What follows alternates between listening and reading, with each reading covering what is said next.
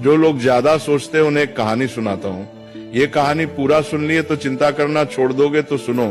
एक छोटे से गांव में आरव नाम का व्यक्ति रहता था। आरव बहुत मेहनती था, लेकिन उसकी एक आदत उसकी शांति छीन चुकी थी, बेहद चिंता करना। सुबह उठते ही वो सोचता, कल क्या होगा, पैसा रहेगा या नहीं, लोग क्या कहेंगे, परिवार सुरक्षित रहेगा या नहीं। रात को सोने जाता, तब भी उसका दिमाग रुका नहीं करता।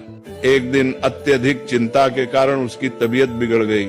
गांव के लोग उसे पास के पहाड़ पर रहने वाले एक संत के पास ले गए। संत बहुत सरल जीवन जीते थे, न ज्यादा बोलना न ज्यादा सोचना।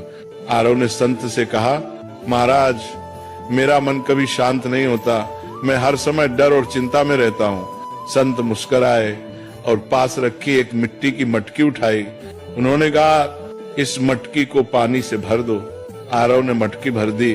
फिर संत बोले, अब इसे सिर पर रखो और चलो, लेकिन एक शर्त है, अगर एक बूंद भी गिरी तो तुम असफल हो जाओगे। आरव पूरी तरह मटकी पर ध्यान लगाकर चलने लगा। रास्ते में लोग उससे बातें करते रहे, आवाजें आती रहीं, लेकिन आरव ने कुछ नहीं सुना। वो सिर्फ मटकी पर ध्यान देता रहा। कुछ देर बाद संत ने कहा, रुको, अब बताओ रास्ते में कितने लोग मिले।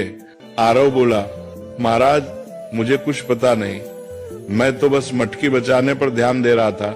संत ने शांत स्वर में कहा, यही संत होने की शुरुआत है।